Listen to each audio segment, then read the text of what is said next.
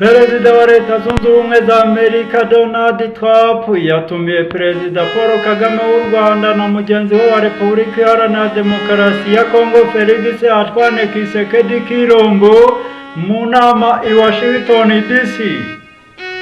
Nongeye kuguha ikaze kuri byose niyo official umuyoboro ukugezaho amakuru yizewe kandi acukumbuye gatanu ku kandi. Ijya ukugezaho aya makuru nkaba ndiyantatiriza wahigiye ku migabanzi banze nk'abaziringa mu nzira izo narose zikayima imana y'Imana nizira amagambo agambanye barunduka ikigani.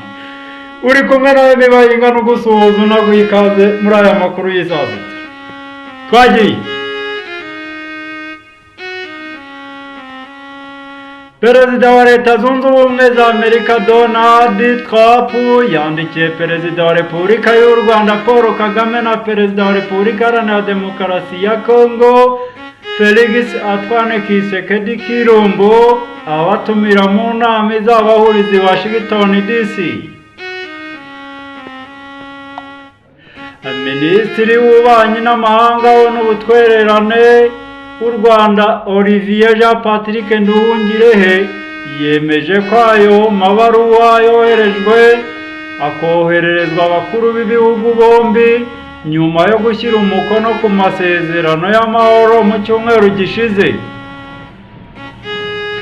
Mu kiganiro n'itangazamakuru, Minisitiri Nduhungirehe yavuze ko Perezida Paul Kagame w'u Rwanda na Felix Antoine Tshisekedi Tshilombo bategerejwe mu nama izibanda ku ngamba zo kurushaho guteza imbere amahoro, umutekano n'iterambere ry'ubukungu mu karere k'ibiyaga bigari.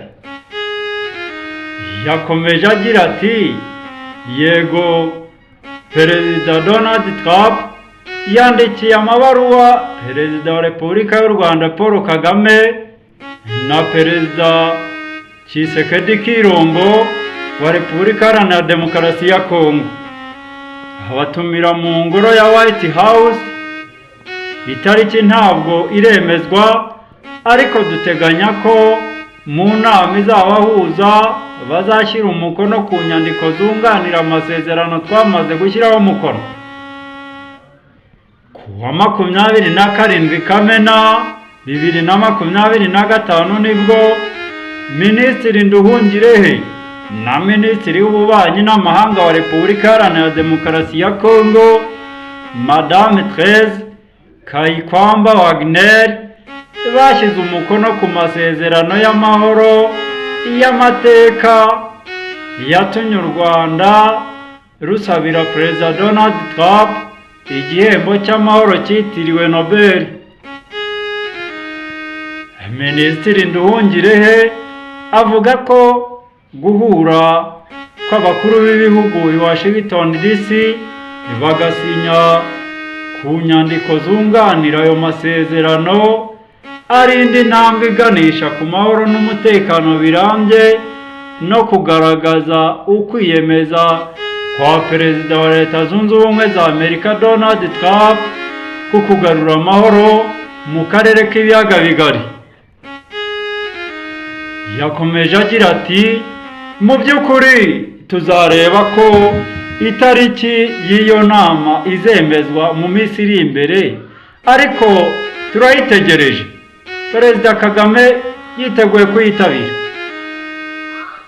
Ayo masezerano yashyizweho umukono ku wa gatanu tariki ya 27 Kamena 2025 yashimangiye intambwe ikomeye ibihugu byombi bikomeje gutera biganisha ku guharanira amahoro arambye mu karere. Nyuma y'igihe kinini mu burasirazuba bwa Repubulika Iharanira Demokarasi ya Kongo harangwa intambara z'urudaca zishingiye ku ivanguramoko no guhungabanya umutekano, u Rwanda na Repubulika Iharanira Demokarasi ya Kongo byiyemeje gutangira urugendo rwo guhagarika intambara hashingiwe ku kuri no kugarura amahoro arambye mu karere k'ibiyaga bigari.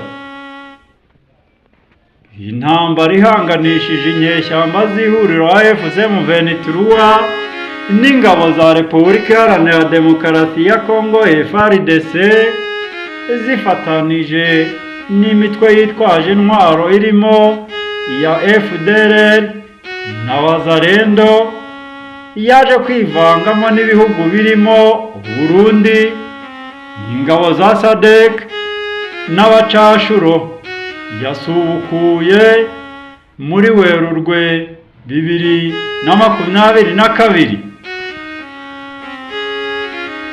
Uyu mwaka wabayemo impinduka zidasanzwe kuko AFC M23 yigaruriye imijyi ikomeye mu burasirazuba bwa Repubulika Iharanira Demokarasi ya Kongo, ariyo Goma ifatwa nk'umurwa mukuru w'intara ya Kivu y'Amajyaruguru ndetse na Bukavu mu ntara ya Kivu y'Amajyepfo.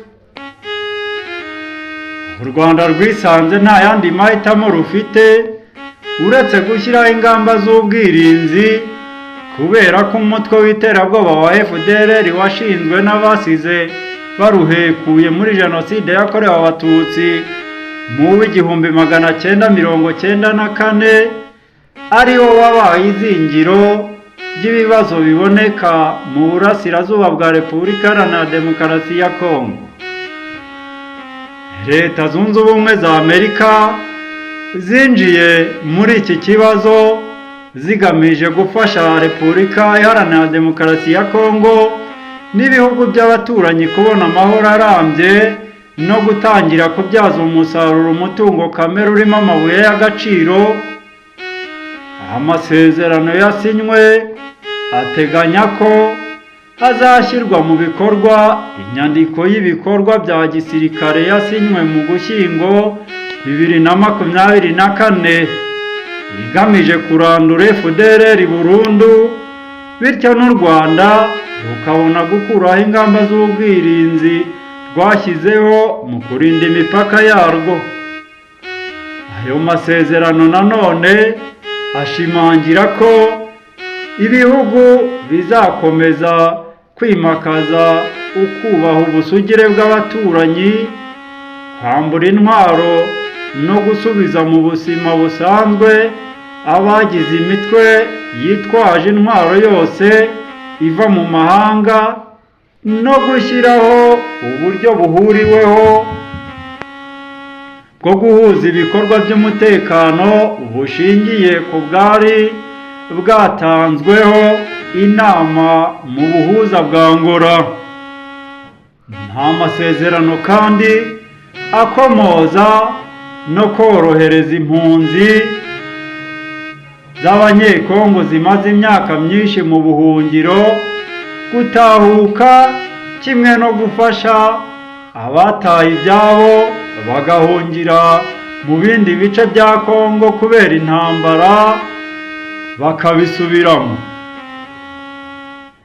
Amasezerano yihariye ku kuba azarushaho kwimakaza ubutwererane bwa Amerika n'akarere k'ibiyaga bigari mu by'ubukungu, cyane ko icyo gihugu gikomeje kubungabunga amahirwe yo kugera ku mabuye y'agaciro akenewe mu nganda zacyo. Impuguke mu bya politike zemeza ko uburambe bw'aya masezerano no kuyashyira mu bikorwa bizashingira ku bushake bwa guverinoma bwo gukora amavugurura ahamye mu rwego rw'imiyoborere n'umutekano. Mwakoze gukurikirana byose niyo official. Imana y'amahoro n'imigisha ikomeze ibane namwe, ibahe guhaha no kuronka, kandi murambire kubona ibyiza. Naho mu biganiro byacu by'ubutaha, bye bye.